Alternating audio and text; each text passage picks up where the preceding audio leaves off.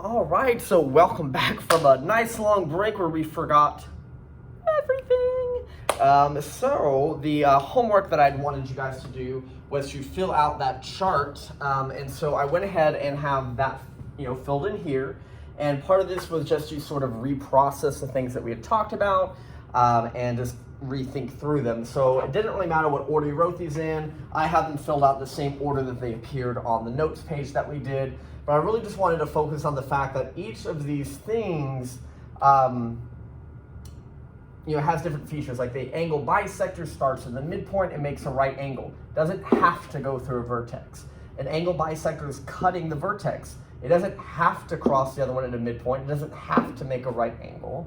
A median is where you start at the midpoint and connect it to a vertex. The altitude is where you start at a vertex and drop it straight down into a right angle. So like all of those things are just a little bit different. Of course, we have the names that go with them. I still kind of go with my crunchy peanut butter is always better. So crunchy peanut butter is always better is to help me with the C and PB for perpendicular bisector. In center is always better. In center is angle bisector. Can monkeys order apples? Or any other way you want to memorize it, right? So centroid, I think of this kind of sounds like center, and median sounds like middle, but the problem is in center has the word center in it, circumcenter has the word center in it, so it's not like you can just go with that, right? So anything you can do to kind of help get these words organized. Some special things about them that I want you to realize. So the ones that are in on out, as opposed to always on the inside, always on the inside, is the ones that you have to use a right angle with are the ones that have the potential to fly outside of the triangle. Because the ones where I have to connect between the side and the corner, they're gonna sort of land in the middle. But the ones where it's hey, start somewhere and then just do a 90, don't care what it looks like, those are the ones where those lines could potentially cross outside. And of course, you can go back and look at the notes of the old video to see any of that.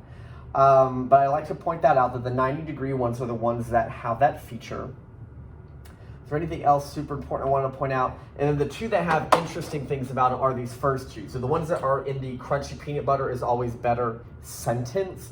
Those two both have extra things. So the perpendicular bisector started out by bisecting the sides, but when I found the point, it has a connection that the distance to the vertices or the angled areas are congruent.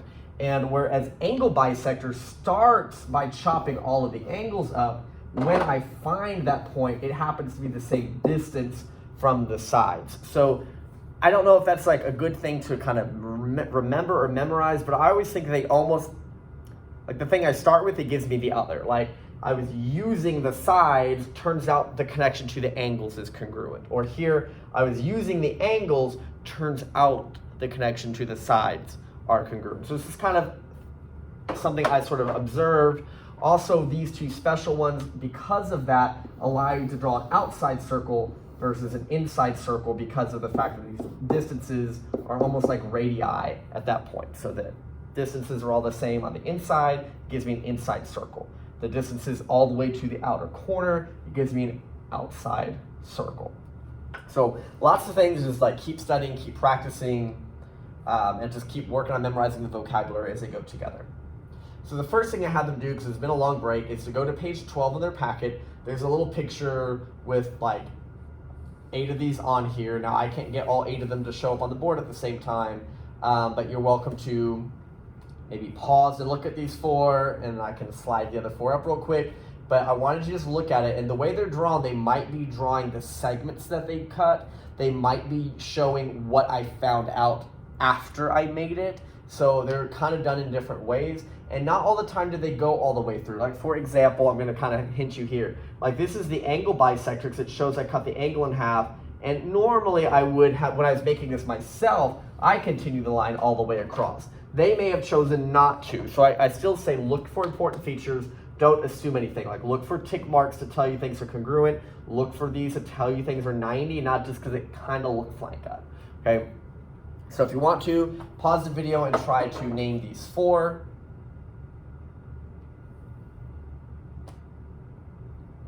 Okay, and then if you want to, again, you could pause the video and try naming the other 4, or if you had your packet, of course, you could just name all of them at once. Okay, so here are the answers to that. This first one, I knew I was dealing with medians because they were midpoints connected to corners. Angle bisectors. This one, they were started at all the corners and dropped to make a 90s. That's how I knew those were altitudes. Here, I noticed that I was given midpoints and 90 degrees. Those were perpendicular bisectors, so these were the different vocab words that went with those. There was a couple of more. We had this one was medians, again, because of midpoints connected to corners. This last one, again, was altitudes. And these two, 12 and 13, were the ones that it wasn't showing you what made it. It was showing you what I knew from it or after finding it. So these, for example, I saw the 90s, but these were not, even if it kind of looked like it, they weren't shown to be midpoints. So I knew these weren't perpendicular bisectors. These were the fact that that point is the same distance to the sides. That's the in-center. Okay, so again, these are a little goofy. It's a lot of information to digest, but I would recommend to kind of keep practicing things like this. I think on the next day, I also have another warm-up where I kind of take those pictures and re-scramble them, and it's like, okay, do it again. Just the more you look at it, the more you get good at checking it, the more confident you will feel. But all of that vocabulary, it's super important. And now we're going to get into the math of what I can do knowing some of these equal distance features. So if you have your packet, this is, I believe, on pages like 2 through 4, or I'll just confirm that I have the packet right in front of me. But yeah, it's the pages that are labeled 5 and 6, actually. Okay, so page 5 and page 6. And I think what I was going to do today was just run through like an example of circumcenter, like an example of in-center, and then kind of leave the homework to be to practice, you know, the ones that we skipped in the notes. So when I see the word circumcenter, I need to know a couple of things that might help me. Depends on the question. Like maybe I don't need both of these to answer this problem, but things that I know. The circumcenter is created by perpendicular bisectors. So what that means is that literally every one of these things has been bisected. It also means that all of these are 90 degrees. Okay, so all of that I know. The circumcenter has the special feature that it is equidistant to the vertices. So that means that this center point, which is the circumcenter, that its connection to the vertices are all congruent to each other. So there's a lot of different things that I know. And so even if I'm not looking at just what it wants me to fill in, I see this, it's hard to see on your screen maybe, but this says that that's 60, which I know this is cut in half, that's 30 and 30. Okay, I see this is 25, so I know that this one is also 25, because it's not like it was cut in half, like I know those parts. Does that say 5? It's so hard to see if I wrote on top of that or not. No, it says 9, so I'm glad I chalked. It shows this distance is 9. Now that's not necessarily a distance that I can copy anywhere. Like I don't know that these are congruent triangles or anything to just copy that 9 around. But that might be helpful in general to find other pieces. So the other thing that will often happen is we will, because of all the right triangles in here, we may have to use like a squared plus b squared equals c squared in order to solve missing stuff. So let's just see what it wants to know, and then I'll see what I can do to find it. So Q to R, this whole distance, well 25 and 25, we know it's 50. R to Z. Now first, it kind of feels like I don't know that because it's not based off anything. But it is part of a right triangle where I do know 2 of the parts. So one of these, the short side here is like my 9. The medium side is the 30. And this is the side that I don't know. And actually, now that I'm re-looking at this problem, oh my gosh, that doesn't say 60, it says 80. I really need to zoom these in a lot better. So it's actually 40 and 40. I'm so sorry. But nonetheless, what I need to do to find that RZ distance is I need to do Pythagorean Theorem. So this is a squared, b squared, c squared. So 9 squared is 81. 40 squared, I have no idea. 40 times 40, 0, 0. Okay, well, you know what? 4 times 4 is 16 and 2 zeros. So 1600. So 1681 square rooted. Now, I will be honest with you, especially with my in-person people, I know you don't have a calculator in front of you. If that is so ginormous, like unreasonably ginormous, I will be fine if you just leave this. Like, that might have a nice answer. It might not. But if it's like that ridiculous, I'm not going to ask that you try to break it down. It just seems like we're being unreasonable. If it's anything like 200 or less, like, you should probably try to break that down. But something crazy like that, no, save your time. I will tell you, just because I know a pattern I know that we don't know as a class yet, that this is going to have the nice answer of 41. But like I said, I would have been fine if you left that like that. Now x to s, because the whole thing was 80, we could split that to be 40. Z to s is the same thing as any of the other ones that we found, and we already did find RZ. Because of that, this is also 41 or square root 1681. And then let's see, WZ is this piece here.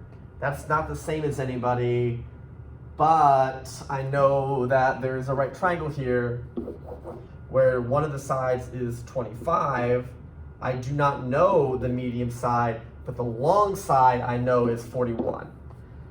So x squared plus 25 squared equals 41 squared. Some big old numbers here. 25 times 25, I think that's 625. The only reason I know what this is because we had it here earlier. 1681 minus the 625. X squared equals, oh man, it's like old school math. Let's see, 11. So 11 minus 5 is 6. 7 minus 2 is 5, 6 minus 6 is 0, 1, okay, and I would have to square root that. Again, I would not ask you to break that down, whether this is a nice answer or not, I'm just gonna write it down. Okay, so but you're noticing there's a lot of crazy math that can happen here, but the thing I need you to look at is, because it's a midpoint, I can have the option to sort of copy or cut in half depending what I know. I also know that these connections to the corners are the same as each other, so if I know one, I know the rest. And because they're perpendicular and have these 90 degrees, if I happen to have two sides of those, I could use Pythagorean Theorem to find the third. Right? So it's all math that's reasonable. It's just knowing that this vocab word even gave me 90 degrees, or that it gave me distances that are congruent to there. Otherwise, just kind of staring and guessing and hoping. That's what gives me all that information. So it's a lot to take in, but the math is not math that you can't do. I think the scariness here is just that the numbers got very, very big, but the idea that we can handle Pythagorean Theorem and we can handle copying and cutting things in half. Okay, I'm going to go ahead and slide down to the next one I want to look at, which is number 4. This one, it is referring to it as an incenter. So there are two things I know about an incenter. So again, my crunchy peanut butter is always better. The incenter is angle bisector. So I know that this is an angle bisector. So all of my angles are perfectly cut in half. Like, I might not need that for this question, but it is something that I know. I also know that the incenter is equally distant from the sides. So these little connection lines here are all the same as each other. And they all have this little 90 on them because the definition of distance to a side from a point is going to be a 90-degree distance. So let's see what I know here. I wonder if by side angle side I have... Oh, you know what's interesting? Maybe this is important to point out to you guys. Up here, do I get pairs of congruent triangles? Yes, okay. So I'm just gonna erase and highlight some things. So because of this perpendicular bisector, this being cut in half, this being reflexive, this being 90, by side angle side, you are going to have pairs of congruent triangles. So like this triangle is cut into two that are equal. This triangle is two that are equal. This triangle is two that are equal. it is possibly a coincidence that this set could equal that set, but I really think that would just be luck of the numbers and not something that's guaranteed. But with angle bisectors, let's see, I'm just going to use this one as an example of what I'm talking about. I know that this angle matches, I know that this reflexive piece matches, and I know this 90-degree connection. So that is angle, angle, side, which means also I have pairs of congruent triangles. But this time, it's not the ones right next to each other like this, it's kind of at the angle. Like this set is congruent, this set's congruent, this set's congruent.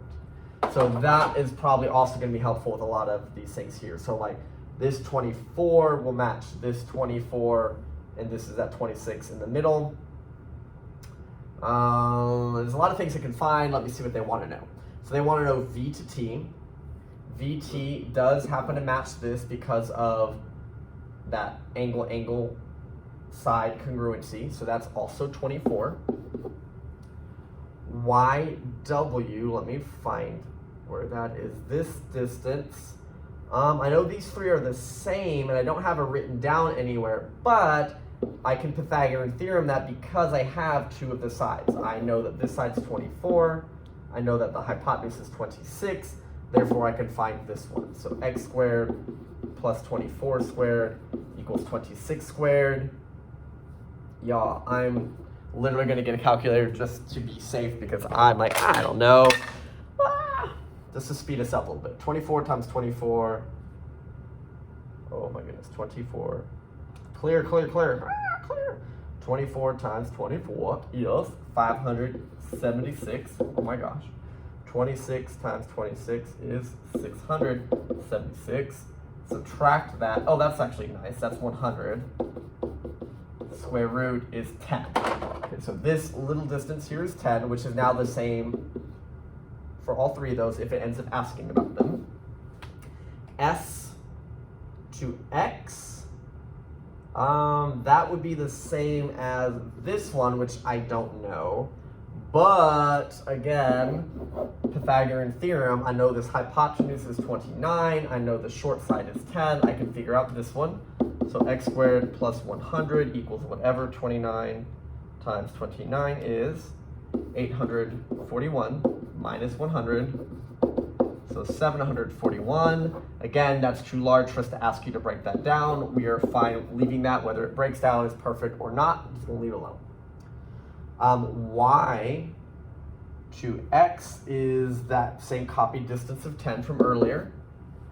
S to, where's V? S to V, this is the same thing as S to X, so the same nasty square root of 741. Okay. So again, what we're observing is we're often going to start needing Pythagorean theorem to finish a section, but I think those pairs of congruent triangles are going to be necessary. So on the in-center angle one, it was the two triangles kind of at each original triangle angle, like those are the pairs that match up. Whereas with perpendicular bisectors, because the sides were cut, it's the pairs along the sides that are congruent to each other. And so there's a lot of different things that you can kind of copy back and forth, and then Pythagorean theorem, the pieces that are missing. Okay, last one, I think we kind of talk about first, and then we do an example that's on that same set of pages. So with my in-person class, I think we just talked up here, and then we did an example in the book. So if you kind of want to follow along, again, we know what a median is. We know that they're connected to call a centroid. It's just talking about them. This like 2/3 ratio, this is what I had you fill out on the little triangle card. That one of the properties of a centroid, remember this is the balancing point, is that there's sort of like a perfect ratio balance between all of these lines. The shorter distance is always, it's always double that length to finish. So this one, it's double that length to finish. Here, it's double that length to finish. So like if this was X, this would be double that. If this one was Y, this would be double. If this was Z, this would be double. You'll notice the distance to the side is always the shorter part. The distance to the angle is always the longer part. That is always true and not just like accident of this example. So how does that help me in math? So it depends. Like, I'm gonna talk about this example, but I want to give you, for instance, like, let's say I know this short side is 5, then I know I can double that to get 10, and then I know that the full distance is 15. Okay, if I know that the medium side is 10, I know I can cut that in half to get here, and then the whole thing is 15. If I know that the whole thing is 15, I can divide by 3 to get the small part, and then double it back. So it's kind of depending which one I give you. And with regular numbers, that may not seem too crazy, but it can get crazy if it's like things that don't divide nice. Like, what if I told you this was x plus 3? Well, half of that is like half of x plus 3 over 2. Ew, gross. And then what is this? It's those two things added together. And you're like, ugh, gross, right? So it can get yucky and you'll have to get careful. But the general idea is that 1, 2, 3 connection. The short side is worth 1, the longer side is worth 2, and then the full length is 3. So it's like 1x, 2x, 3x as sort of the connection. So let's look at which one it is giving me and which one is asking. It's saying Q is a centroid, so I know that that ratio is true, even though I don't see medians or anything else drawn. BE is 9, so they're saying the whole distance is 9. Can I find BQ and QE?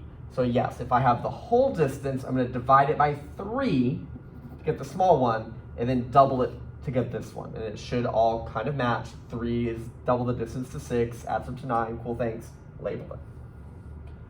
Okay, in the same triangle above, let's pretend that we delete all of this and that FC is 15.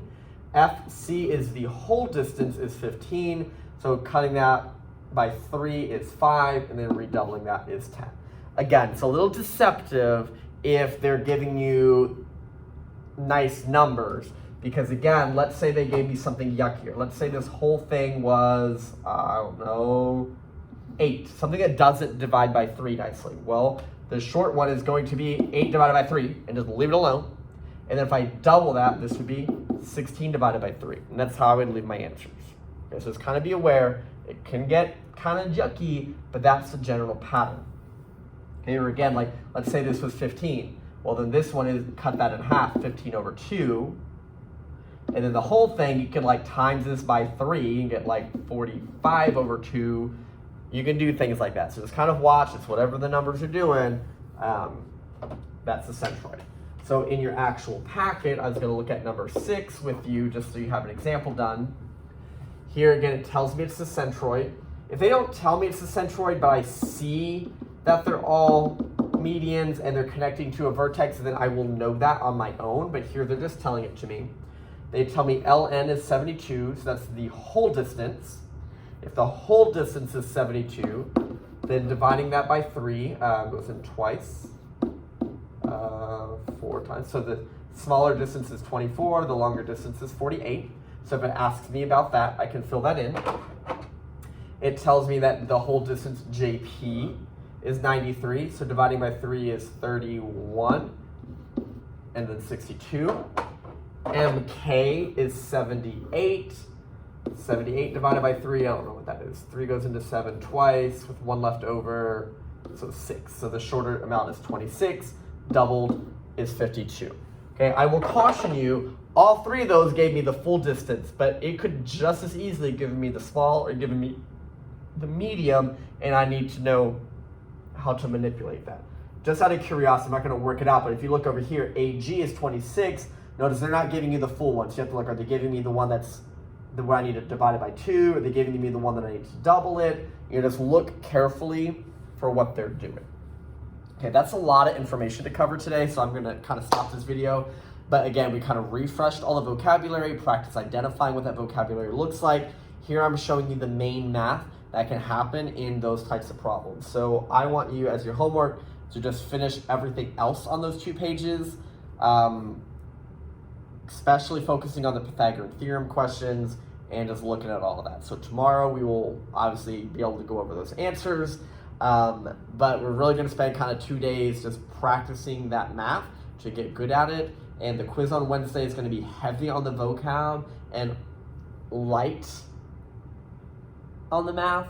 But you definitely need to know what all these things are by that point and all the properties and features of them by that point. So I'm gonna let you work on that. You guys have a great day. Welcome back. I hope you haven't slept too much because we are back on full force. All right, guys, have a good one.